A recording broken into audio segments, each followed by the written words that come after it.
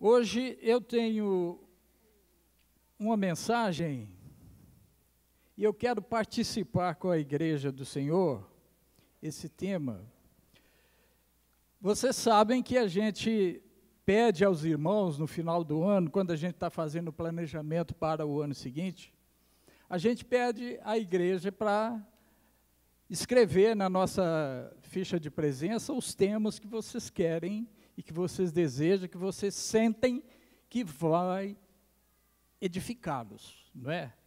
Então, vocês escrevem e nós colocamos isso no decorrer do ano, de acordo com os eventos mais importantes daquele mês. Igual o mês de maio, que geralmente é considerado o mês da família, nós falamos um monte de passagens, 5 mensagens, sobre família, né? E a de hoje ainda continua um pouquinho sobre isso, porque o tema que foi dado, que o irmão ou a irmã, que a gente não sabe quem é que escreveu. E o que eu vou dizer aqui, se o irmão ou a irmã que ofereceu esse tema não ficou satisfeito com o que eu vou dizer, eu estou aberto para a gente conversar depois, para a gente entender. Talvez você tenha querido ouvir outra coisa e eu falei outra, não é? Mas o tema é cristianismo e feminismo.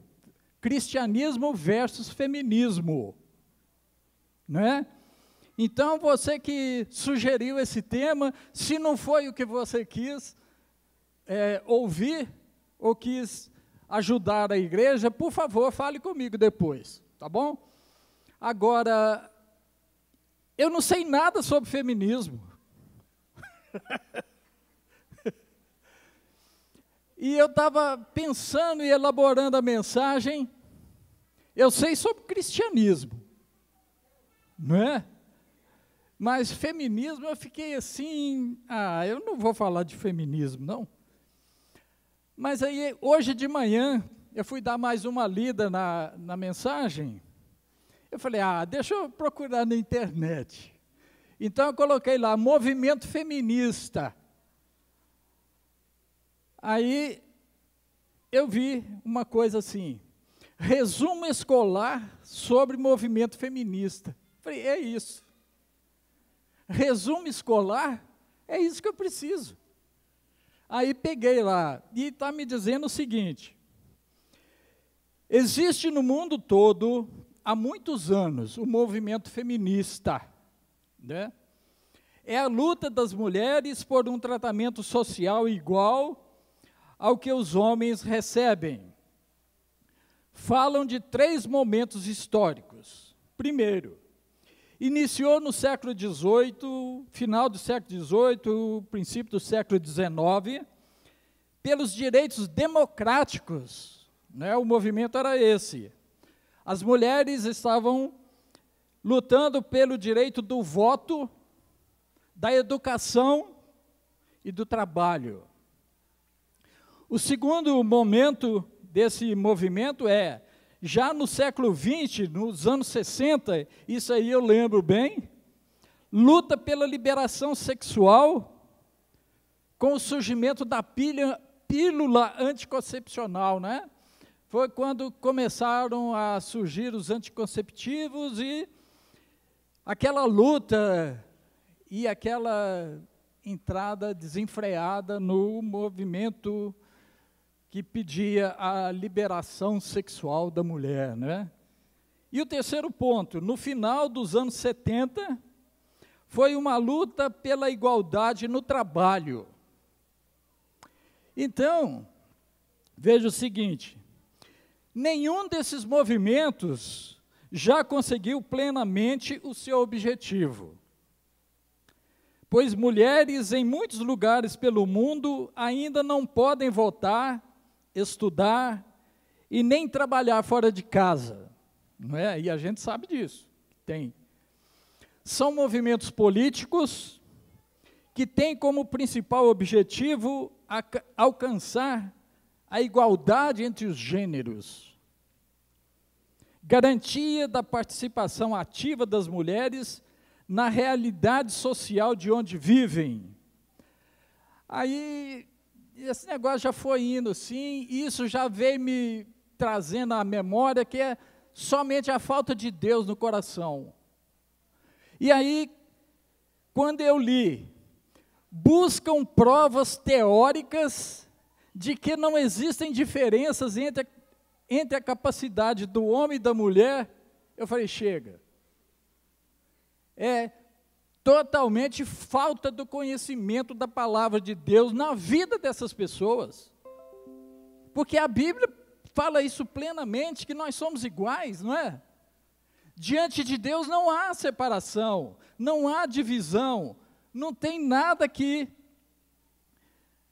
nos separa, que nos faça maior ou menor diante de Deus. Isso não existe diante de Deus. Então, por isso que eu estou falando, o cristianismo, eu sei, o cristianismo nos torna iguais, como nós vamos ver na mensagem aqui, iguais a Jesus, no sentido de ser luz para o mundo, não é?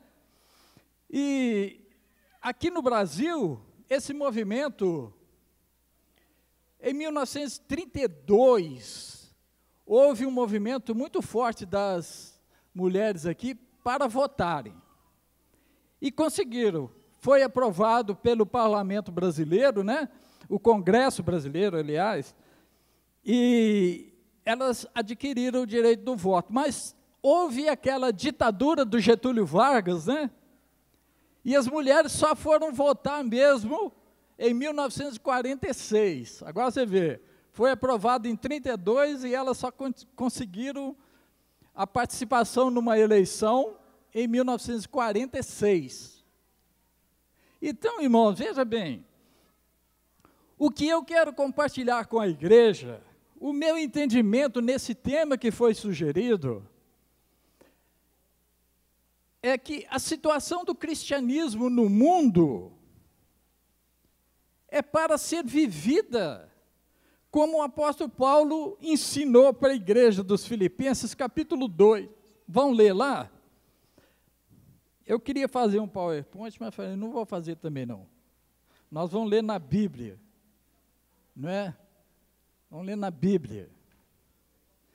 Filipenses capítulo 2, versículo 12, 13, 14 e 15. Olha lá, o apóstolo Paulo, olha como que ele fala, a situação do cristianismo, nós como igreja do Senhor, nós precisamos ter isso diante de nós o tempo inteiro. Veja bem, 12, né? 2:12, Filipenses 2:12 diz assim: assim, meus amados, como sempre vocês obedeceram, não apenas na minha presença, porém muito mais agora na minha ausência, ponham em ação a salvação de vocês. Algumas versões falam aí, desenvolva a salvação de vocês, com temor e tremor, pois é Deus quem efetua em vocês tanto o querer quanto o realizar, de acordo com a boa vontade dEle. Façam tudo sem queixas e nem discussões, para que vocês venham a tornar-se puros e irrepreensíveis filhos de Deus, inculpáveis, no meio de uma geração corrompida e depravada, na qual vocês brilham como estrelas no universo, retendo firmemente a palavra da vida. Isso é para nós. Reter firmemente a palavra da vida é isso aqui. Nada mais, nada menos do que o que a Bíblia diz. É isso que nos dá vida.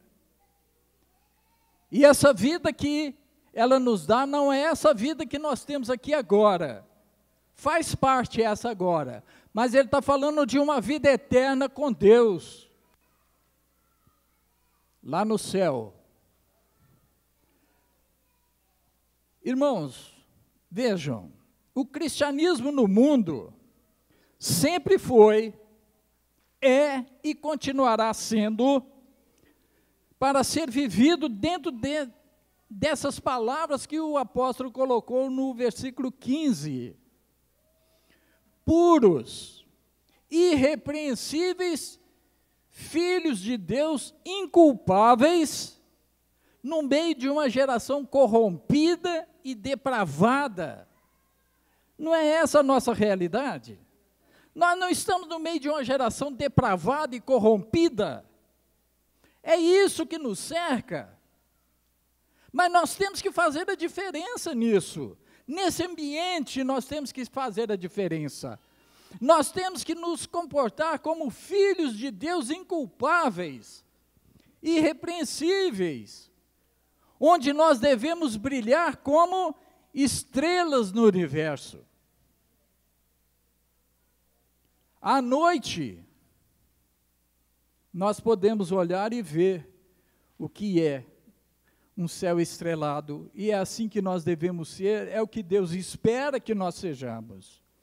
É para que a nossa filiação divina, filhos de Deus inculpáveis, isto é, a nossa filiação divina, sobressaia no meio desta geração corrompida, que está à nossa volta. Neste ambiente, é que temos de brilhar como as estrelas do universo. Irmãos, eu acho que muitos aqui já viram, lá na roça que é melhor, um céu estrelado à noite. Que coisa linda que é. Aqui na cidade a gente não vê, não. Mas lá na roça, aquele fundo escuro, cheio daqueles pontinhos brilhantes, é assim que nós temos que ser. É assim que a palavra de Deus coloca para nós, que nós temos que ser assim. Olha, é uma coisa linda isso que é colocado para nós. Nós temos que brilhar num lugar onde tudo é escuro, está tudo, ninguém pode aproveitar nada, ninguém vê nada, ninguém sente nada, mas tem aqueles pontinhos brilhantes, que são as estrelas, e é assim que Deus espera que nós sejamos. Nós do cristianismo, nós temos que ser brilhantes, como essas estrelas. No meio da escuridão do mundo, nós temos que brilhar, fazer a diferença para chamar a atenção de quem está lá e queira sair daquela situação. Mas antes do apóstolo Paulo escrever isso para a igreja dos Filipenses, o Senhor Jesus já disse alguma coisa que é isso que foi lido em João, no Evangelho de João, capítulo 1, de 1 até o 9, onde o nosso irmão Davi leu. E no versículo 5 tem alguma coisa lá que é muito interessante a gente observar. Vamos ver de novo lá no versículo 5, João 1, versículo 5. O João escrevendo sobre Jesus, ele fala, vamos começar no versículo 4 aqui, ó. Nele estava a vida, e esta era a luz dos homens. Diz o 5, a luz brilha nas trevas, e as trevas não a derrotaram. Irmãos, no versículo 9, Jesus, ele fala, agora no versículo 9, já é sobre Jesus, estava chegando ao mundo a verdadeira luz, que ilumina todos os homens.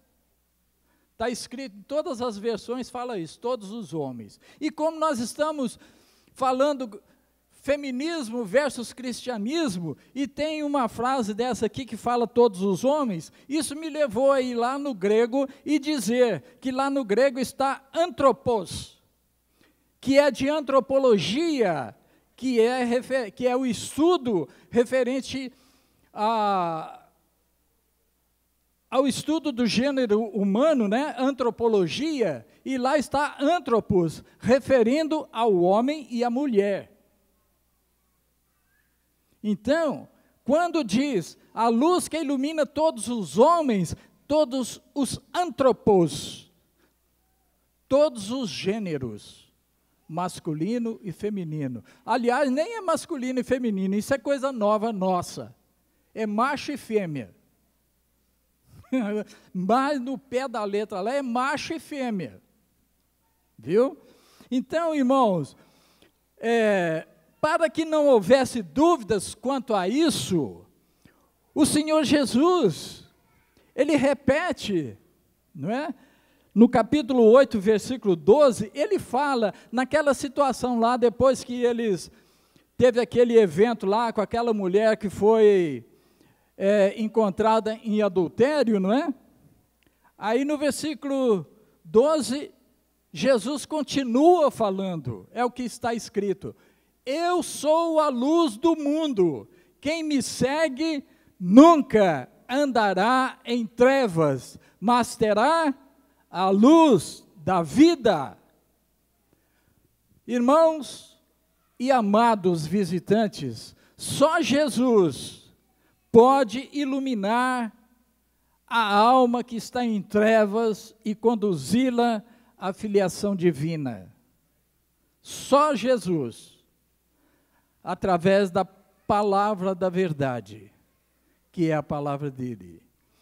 Por isso, nós estamos, irmãos, observando que só Jesus é quem retira as trevas do pecado. Só Jesus é quem tira essa confusão que existe na humanidade, e nós somos enviados a isto. Primeira carta de João, capítulo 1, versículos 6 e 7, o apóstolo João escreveu, como diz o Edson, aquela palavrinha, palavrão, ele começa com ela: se afirmarmos que temos comunhão com ele, mas andamos nas trevas, se nós andamos nas trevas, nós não estamos brilhando como ele espera que a gente brilhe, né? E é o que ele diz aqui: se nós afirmamos que temos comunhão com ele, mas nós andamos nas trevas, nós mentimos e não praticamos a verdade. Se, porém, andarmos na luz, como ele está na luz, nós temos comunhão uns com os outros, e o sangue de Jesus, seu Filho, nos purifica de todo pecado. E assim, irmãos, também numa outra oportunidade, num contexto de cegueira, Jesus tinha feito uma cura de um cego, não é? E nesse contexto, no capítulo 9, João 9, versículo 5, Jesus explica para os discípulos: enquanto eu estou no mundo, eu sou a luz do mundo. E ele está falando isso para os discípulos, aqueles que vão ser os seus seguidores, vão dar continuidade ao trabalho que ele começou. Enquanto eu estou no mundo, eu sou a luz do mundo. Isso nos faz pensar. E teve um outro momento que Jesus chegou até a gritar lá no templo. Ele falou em alta voz, é grito.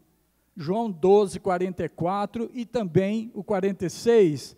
Ele fala: eu vim ao mundo como luz. A observação que eu quero passar para a igreja é que Jesus está iluminando a nossa vida e o nosso entendimento das várias maneiras dele dizer que é luz para o mundo.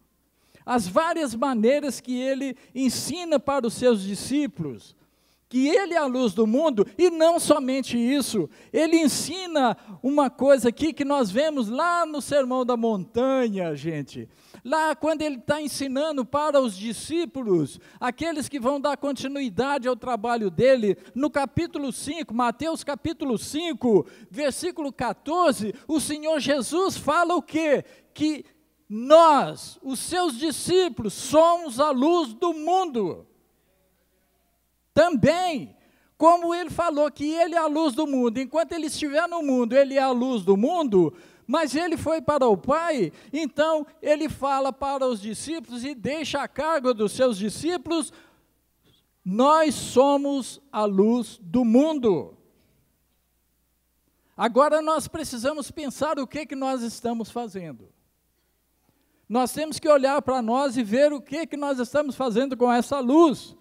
Como disse o Ivan na semana passada aqui, nós já somos essa luz. O que nós estamos fazendo com essa luz? Não é? E o mais importante é que nesse ensinamento de Mateus, lá no Sermão da Montanha, Jesus compara a esses que ele espera que brilhe, ele compara a uma cidade edificada no monte, né? Na montanha. E a gente que viaja muito aqui, principalmente Minas Gerais, que é cheio de morro, cheio de montanha, né? A gente vai passando assim, a primeira coisa que a gente vê é um cemitério. Então pode saber que ali tem uma cidade. Não sei como que eles arrumam, as primeiras coisas que a gente vê nessa cidade é o cemitério. Então a gente sabe, ali tem uma cidade. Isso que Jesus falou, uma cidade, comparou a gente com uma cidade edificada na montanha, é porque jamais ela pode deixar de ser vista, ela pode deixar de ser notada a todos aqueles que passam. O cristianismo, ele tem que refletir a luz de Jesus. Nós precisamos nos conscientizar da semelhança de luz que nós somos. A mesma luz de Jesus, nós somos essa mesma luz. É assim. Ele veio como luz para o mundo e nos deixou como luz para o mundo. Ele não está mais aqui, mas deixou a igreja dele. A igreja é o corpo de Cristo, não é isso? Nós sabemos isso aí desde o princípio, né? A igreja é o corpo de Cristo. Cristo é o cabeça. Ele nos deixou aí com essa, para refletir essa mesma luz que ele é. Em Atos capítulo 1, versículo 1, lá está escrito que Jesus apenas começou. Vocês lembram em Atos 1, versículo 1? Jesus apenas começou. Jesus somente começou a iluminação das trevas do pecado neste mundo. O desenvolvimento deste trabalho para acabar com as trevas do pecado no mundo é para a igreja dele fazer. A igreja edificada por Jesus Cristo. A Bíblia é esse manual. Aqui está um manual que acaba com o pecado no mundo. Nós temos que fazer brilhar esta mesma luz divina que nós somos. Nós temos que fazer isso brilhar. E a igreja de Jesus Cristo é composta por homens e mulheres, sem distinção. Ambos somos do cristianismo bíblico e temos que iluminar esse mundo. Nós temos que iluminar esse mundo. O feminismo precisa saber disso. Esses movimentos feministas precisam saber disso. O que nós estamos fazendo? Não somente esse movimento, mas todos os movimentos sociais que existem pelo mundo. Isto porque já há muito tempo que não conhecem mais a palavra de Deus. Tem planejado, eles não sabem o que Deus tem planejado para o bem-estar das pessoas no mundo. Não sabem. A igreja, que é luz, tem que iluminar a mente dessas pessoas. Deus nunca quis que ninguém sofresse. Não, não é plano de Deus que alguém sofra. Não é plano de Deus que ninguém passe por problemas e dificuldades, mas o pecado entrou no mundo, e com ele promoveu toda espécie de sofrimento para todos nós. Romanos 3, 23 que o diga, não é? Lá em Romanos 3, 23, não fala que todos nós pecamos, que todos nós estamos destituídos da glória de Deus, que nós carecemos da glória de Deus? Então, é porque o pecado entrou no mundo e está lutando para ofuscar essa luz que Jesus quer que nós sejamos. Ele quer tirar todo e qualquer sofrimento que nós possamos ter. Porque são homens, esses movimentos reivindicatórios, são homens e mulheres que já não sabem mais que nós somos criados imagem e semelhança de Deus. Eles não sabem disso. Gênesis 1:27 fala isso para nós, bem no comecinho da Bíblia, né? Nós somos criados imagem e semelhança de Deus, homem e mulher. E a versão da Septuaginta traduziu do hebraico para o grego, arsen telô, macho e fêmea. Arsen, macho, telô, fêmea. Ambos criados imagem e semelhança de Deus. Então, irmãos, para Deus nós somos iguais e muitos de nós humanos nem imaginam isso.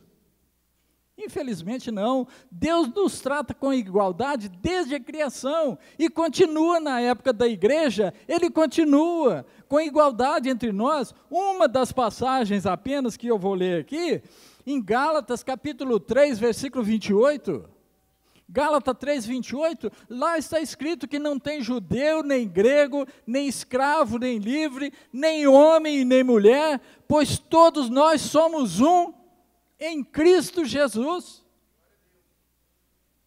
Nós somos iguais. E essas pessoas, esses movimentos, não sabem disso e precisam saber. É a função do cristianismo iluminar, brilhar esse desconhecimento da igualdade que temos com o Senhor Jesus. Toda e qualquer desigualdade sentida por qualquer pessoa revelam para mim, como eu já disse aqui no início, o desconhecimento que elas têm da palavra de Deus. Ô, irmãs, eu gosto muito de ver na Bíblia aquelas mulheres da Bíblia. Eu gosto. Eu tenho um estudo lá que fala das mulheres da Bíblia. E sempre eu pego um daqueles textos lá e vou ler. E eu gosto muito, eu amo ler a atitude daquelas mulheres, a sabedoria que todas tiveram. A Sara, a Rebeca, a Joquebede. A Joquebede ela venceu o faraó, porque mandou que mandasse todos os meninos fossem julgados no rio, né, Nilo. Ela julgou, mas só que o faraó não falou de que maneira. Ela fez uma cestinha bonitinha, botou o Moisés ali dentro e deixou ele correr pelo rio. Foi achado por nada mais, nada menos do que a filha do faraó. Não é? E ali, como eu já disse, acho que foi aqui que eu disse, que ali está proposta o primeiro caso de Bolsa Família. Não é? O Moisés foi criado com o dinheiro do governo. O faraó pagou para a mãe do menino criar ele. Então, eu acho que é o primeiro caso de Bolsa Família que a gente pode ver. Depois tem a Ana. A Ana pediu a Deus um menino. Quando ela era estéril, não podia ter filhos, pediu, Deus atendeu e ela devolveu um menino para Jesus. Que atitude! Uma mulher. A Débora, eu fico encantado com a Débora, porque ela julgava Israel, ela era juíza na nação. Era para ter uma guerra. Ela chama, então, o general para dar as instruções para ele, e fala, você vai, tal, faz isso. Ele fala, eu não. Eu só vou se você for comigo. E a Débora vai com ele. E venceram a guerra. Não é? O importante é que todas essas mulheres que a Bíblia fala, todas elas eram casadas. E não tem nenhuma fala na Bíblia de que os maridos ficaram com raiva delas. Na Bíblia não fala nada que os maridos bateram nelas, que os maridos quiseram divorciar delas por causa disso. Não. Porque há o reconhecimento de quem é luz, de quem é discípulo, que nós somos iguais, nós temos muita coisa que fazer, nós temos muito que desenvolver para Deus. E esses homens, esses maridos daquela época, entenderam isso plenamente. Tem a Uda, Abigail aplacou a ira do Davi. O Davi ia destruir um monte de gente lá. Abigail, com sabedoria, chegou e acalmou a situação. A Jael matou o general, fincando a cabeça dele no chão. A estaca de armar a barraca, ele, cansado da guerra, pediu abrigo na casa dela. Ela falou: sim, meu senhor, entra aqui, eu vou cobrir você. Cobriu ele com um pano e trouxe um leitinho para ele. Cansado da guerra, ele dormiu. Assim que ele dormiu, ela pôs a estaca na cabeça dele e meteu a marreta em cima, pregou a cabeça dele no chão. Então, a atitude dessas mulheres. Veja bem, a Raabe, a Ruth, a Maria, que são mulheres excelentes, mulheres excepcionais, que eu espero também um dia poder encontrar com elas lá e a gente conversar. Não sei se vão poder não, mas vou. A minha esperança é essa, dar um abraço no Abraão, no Moisés, né? Pessoas que fazem a diferença, pessoas que brilham, e eu vejo que a expectativa de Deus é que nós sejamos assim também. Nós precisamos ser assim. A Marta e a Maria, irmãs do Lázaro, a mãe do Tiago e do João, não é? Aquelas mulheres que vieram da Galileia acompanhando Jesus, aquelas mulheres do Calvário, as mulheres da ressurreição de Jesus. Então, o movimento feminista reivindica várias coisas, direitos e equiparações em vários segmentos da sociedade pelo mundo. Se conhecessem a palavra de Deus, veriam que quem valoriza, equipara, dignifica e glorifica a mulher é o Senhor Deus. Quem a criou e a sustém em igualdade com o homem. O mais importante que eu vejo nisso aqui, e que eu gosto demais, é que a mulher tem duas funções especialíssimas. A primeira é que ela é mãe de todos os homens. E a segunda, ajudadora de todos os homens. Nós não somos nada sem a mulher. Não somos. Nós precisamos amar uns aos outros com o amor de Jesus, como Jesus nos ama, e disse lá em João 13, 34, 35, ele fala o quê? É pelo amor de uns aos outros que as pessoas vão conhecer que vocês são os meus discípulos, não é isso que ele fala lá? Vamos parafrasear isso aqui com o nosso tema? Amando uns aos outros, todos verão que vocês são a luz do mundo. Discípulos de Jesus, luz do mundo. Todo e qualquer movimento social precisa saber que é em Cristo que as divisões desaparecem.